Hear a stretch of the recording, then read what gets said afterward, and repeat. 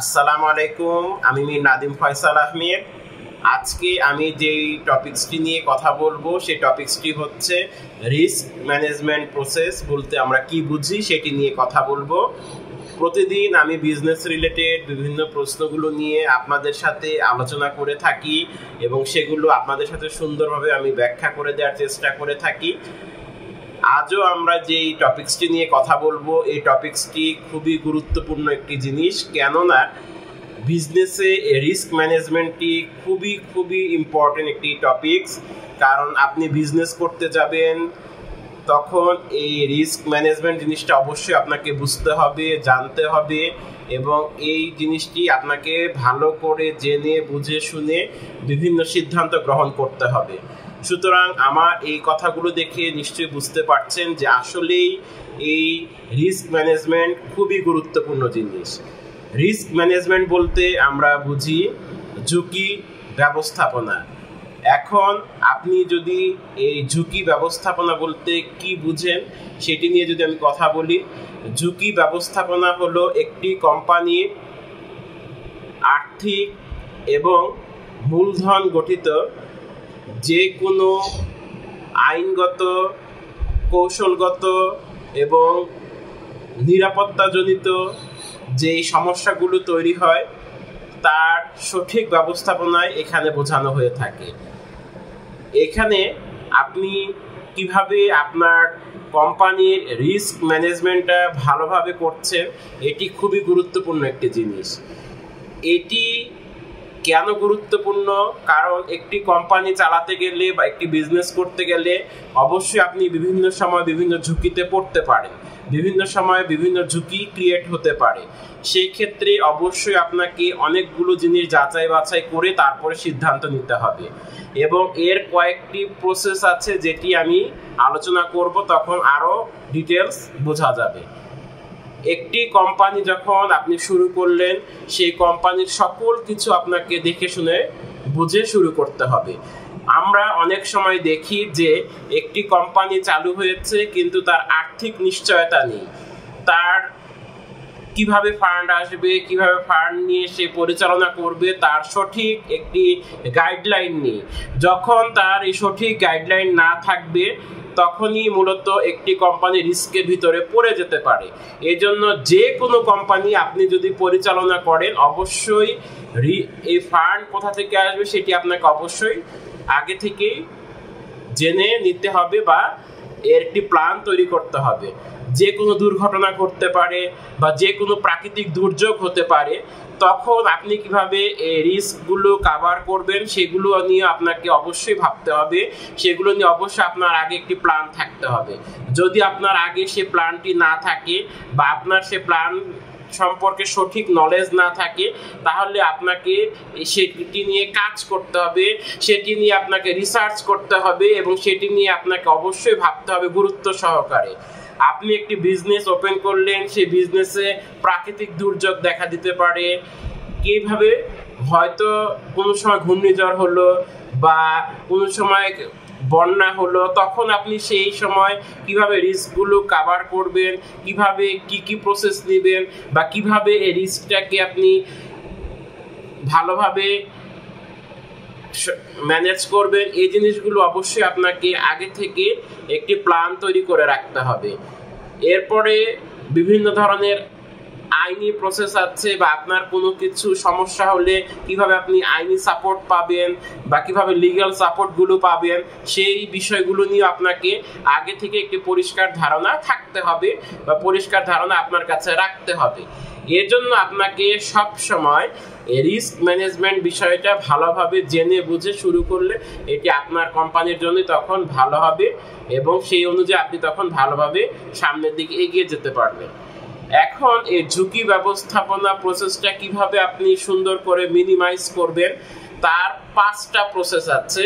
সেই 5টা প্রসেস আমি এখন আপনাদের সাথে তুলে ধরবো। অবশ্যই এই আলোচনা থেকে সেই বিষয়গুলোতে আপনারা ভালোভাবে বোঝার চেষ্টা করবেন। Number 1, identify potential risk. কি বললাম? যে রিস্কটা আপনার কোম্পানির জন্য সবচেয়ে বেশি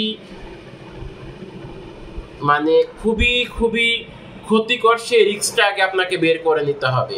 সেটি সম্পর্কে আগে আপনাকে সুন্দর করে ফাইন্ড আউট করতে হবে যে হ্যাঁ, এই রিস্কটা আমার কোম্পানির জন্য খুবই খুবই হার্মফুল হবে বা খুবই খুবই ক্ষতি হবে। সেই রিস্কটা অবশ্যই আপনাকে আগ থেকে খুঁজে বের করতে হবে, সেটি নিয়ে আগে আপনাকে কাজ করতে হবে যে কোনটি আমার কোম্পানির জন্য সবচেয়ে বড় ঝুঁকি, সেটি নিয়ে আপনাকে আগে ফাইন্ড আউট করতে হবে। যে আপনি যখন একটি কোম্পানি ফর্ম করলেন তখন আপনাকে এই বিষয় সম্পর্কে খুবই খুবই ভালোভাবে আপনাকে নলেজ নিতে হবে যে আমি যে ইন্ডাস্ট্রিতে আমার এই বিজনেস বা স্টার্টআপ বা এসএমই আমি গড়ে তুললাম, সেখানে কি কি জিনিস আমার কোম্পানির জন্য পটেনশিয়াল রিস্ক হিসাবে অ্যারাইজ করতে পারে, সেই জিনিসটি আপনাকে অবশ্যই ফাইন্ড আউট করতে হবে, অবশ্যই ভাবতে হবে এবং অবশ্যই জিনিসটা আপনাকে কি করতে হবে, আগ থেকে খুঁজে বের করতে হবে। নাম্বার 1।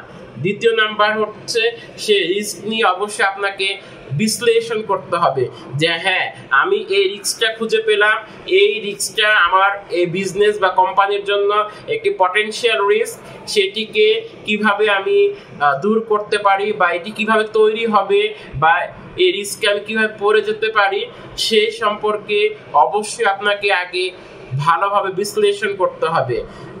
তাহলে ফার্স্ট স্টেপ হচ্ছে আগে আমরা আইডেন্টিফাই করব, এরপর আমরা সেটি নিয়ে অ্যানালাইসিস করব। অ্যানালাইসিস যত আপনি ভালো করবেন তত আপনার সলিউশনের দিকে আপনি এগিয়ে যেতে পারবেন। অর্থাৎ রিস্কগুলো যত আপনি ভালোভাবে অ্যানালাইসিস করতে থাকবেন যে কিভাবে তৈরি হবে, কোন জায়গা থেকে তৈরি হবে, কখন তৈরি হবে, কখন এটা তৈরি হতে পারে, এই জিনিসগুলো নিয়ে আপনি যত অ্যানালাইসিস করবেন তত আপনার বিজনেসের জন্য তখন সেটি ভালো হবে। তৃতীয় নাম্বার হচ্ছে আপনাকে সেটি নিয়ে মূল্যায়ন করতে হবে। মূল্যায়ন জিনিসটা খুব ইম্পর্টেন্ট। প্রশ্ন হতে পারে যে মূল্যায়ন জিনিসটা আমি কিভাবে করব, যে এই রিস্কটা আমার এই বিজনেসের জন্য কত পার্সেন্ট বা কতটুকু ক্ষতি, সেটি নিয়ে আপনাকে অবশ্যই ভাবতে হবে এবং সেটি নিয়ে অবশ্যই আপনাকে কাজ করতে হবে। দরকার হলে আপনি সেটিকে মার্কিং করবেন যে হ্যাঁ, এই রিস্কটা বা 2-3টা রিস্ক যদি আপনার পটেনশিয়াল রিস্ক মনে হয় তখন আপনি কি করবেন, সেগুলোকে মার্কিং করবেন এবং মার্কিং করা হলে দেখবেন যে কোনটি আপনার কাছে সবচেয়ে বেশি হার্মফুল মনে হচ্ছে, সেইভাবে আপনি মূল্যায়ন করার চেষ্টা করবেন। যখন আপনি সেইভাবে মূল্যায়ন করবেন তখন আপনার এই রিস্কটা নিয়ে কিভাবে আপনি দূর করবেন রিস্কটা এবং কিভাবে আপনি এই রিস্কটা আপনার কোম্পানির জন্য কাজ করবেন, অর্থাৎ রিস্কটা কিভাবে দূর করবেন, এই জিনিসগুলো আপনার কাছে তখন সুন্দরভাবে চলে আসবে।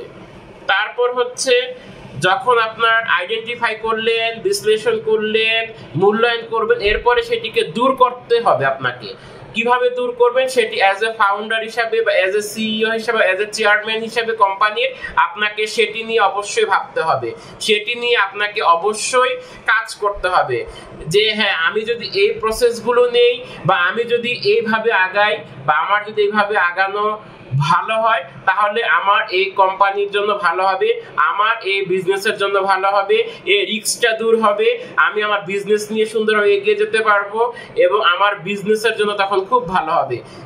এইটি কিন্তু খুবই ইম্পর্টেন্ট একটি জিনিস, রিস্ক ম্যানেজমেন্ট প্রসেসের 4র্থ নাম্বার ধাপ, যেটিকে আমরা বলছি যে একটি আপনার এই রিস্কটা কিভাবে আপনি সরাবেন সেটি নিয়ে আপনাকে কাজ করতে হবে। অর্থাৎ এই স্টেজে এসে আপনার রিস্কটা দূর করার জন্য আপনাকে খুবই মনোযোগ সহকারে কাজ করতে হবে, খুবই মনোযোগ সহকারে আপনাকে কি করতে হবে, এই জিনিসটা নিয়ে অবশ্যই আপনাকে ভাবতে হবে।